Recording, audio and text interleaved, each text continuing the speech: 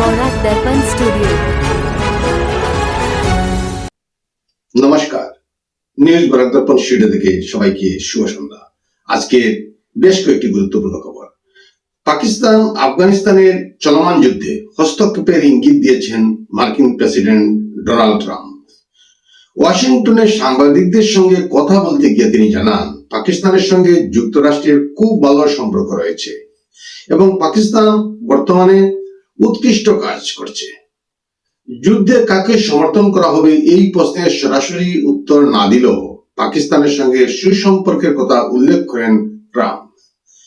তার এই মন্তব্যে ইসলামাবাদ সন্তোষ প্রকাশ করেছে। এদিকে মার্কিন বিদেশ দপ্তরের পক্ষ থেকেও পাকিস্তানের প্রতি সমর্থনের ইঙ্গিত দেওয়া হয়েছে। উপবিদেশ সচিব অ্যালিসন এম হুকার জানান, সাম্প্রতিক সংঘাতে নিহতদের জন্য শোক প্রকাশ করা হয়েছে এবং তালিবান হামলার বিরুদ্ধে পাকিস্তানের আত্মরক্ষার অধিকারের প্রতি সমর্থন জানানো হয়েছে। ইসরায়েল ও ইরানের মধ্যে উত্তেজনা চরম রূপ ধারণ করেছে। ইরানের রাজধানী তেহরানে একাধিক বিস্ফোরণের খবর পাওয়া গেছে। রাজধানীর মধ্যভাগে অন্তত 3টি বিস্ফোরণ ঘটেছে বলে জানা গেছে। ইসরায়েল প্রিভেন্টিভ পদক্ষেপ নেওয়ার কথা ঘোষণা করেছে এবং দেশ জুড়ে সতর্কতা জারি করেছে। তবে বিস্ফোরণ নিয়ে ইরানের পক্ষ থেকে এখনো কোনো স্পষ্ট বক্তব্য পাওয়া যায়নি। ঘটনাটি এমন সময়ে ঘটেছে যখন ইরান ও আমেরিকা পরমাণু কর্মসূচি নিয়ে আলোচনায় রয়েছে। পরিস্থিতি ঘিরে আন্তর্জাতিক মহলে উদ্বেগ বাড়ছে। পশ্চিম এশিয়ায় একের পর এক মার্কিন ঘাঁটি লক্ষ্য করে পাল্টা হামলা চালিয়েছে ইরান। তেহরানে মার্কিন ও ইসরায়েলি বাহিনীর হামলার পরেই উত্তেজনা চরমে ওঠে।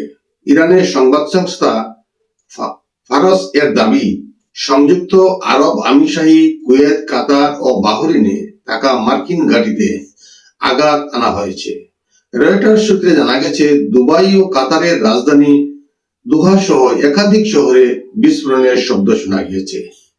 সংযুক্ত আরব আমিরশাহীতে একজনের মৃত্যুর খবর মিলেছে বলে প্রাথমিক তথ্য।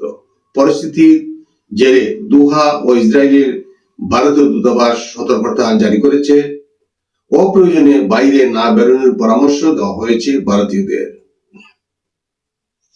মহারাষ্ট্র স্টেট কোঅপারেটিভ ব্যাংকের 25,000 কোটি টাকার কথিত কেলেঙ্কারি মামলার অর্থনৈতিক অপরাধ দমন শাখার রিপোর্ট গ্রহণ করেছে মুম্বাইয়ের বিশেষ আদালত।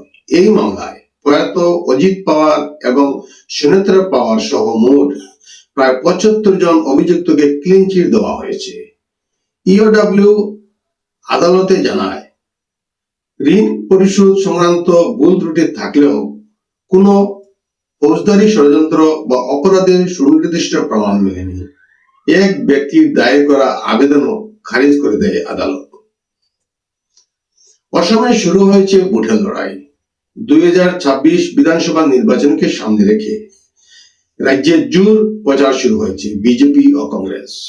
আজ থেকে ঢেকিয়াজুলি কেন্দ্রের গুপ্তেশ্বর মন্দিরে পুজো দিয়ে বিজেপির জন আশীর্বাদ যাত্রা শুরু হয়েছে। 9 মার্চ পর্যন্ত রাজ্যের বিভিন্ন কেন্দ্রে এই প্রচার চলবে।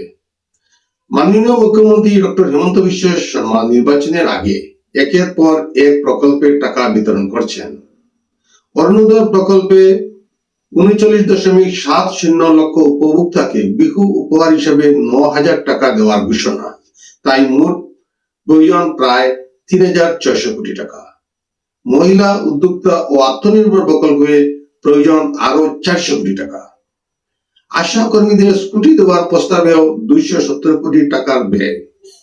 এইসব খরচ মেটাতে রাজ্য সরকার আবার 1,000 কোটি টাকা ঋণ নিচ্ছে।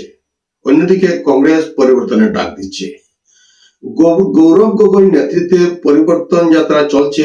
তবে প্রার্থী নির্বাচন ও জোট সমীকরণে দলে অভ্যন্তরীণ টানাপোড়েন রয়েছে। দিল্লিতে আদালতের রায়ে অরবিন্দ কেজরিওয়াল দোষমুক্ত হয়। ঘটনা রাজ্যের রাজনীতিতে আলোচনার বিষয় হয়ে উঠেছে। সব মিলিয়ে উন্নয়ন বনাম পরিবর্তনের স্লোগানে জমে উঠেছে অসমের নির্বাচন 2026। এখন রাবার স্টাম্প জনগণের হাতে। আশীর্বাদ নাকি অভিশাপ, কাদেরকে দিশপুরে পাঠাবেন? আজকের প্রতিবেদনে এখানেই সংক্ষিপ্ত বিরতি টানছি। সবাইকে আবারও শুভ সন্ধ্যা জানিয়ে বিদায় নিচ্ছি। নমস্কার।